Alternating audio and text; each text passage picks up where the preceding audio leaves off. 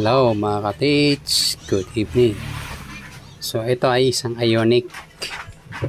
Ang ionic mga ka-teach ay dumidetect yan kung merong signal, tutunog at iilaw. So ang kanyang madidetect, electronic device, live, bomba na may electronic, tapos gold. So iba-iba ang kanyang tunog. So marami po tayong available na ganyan.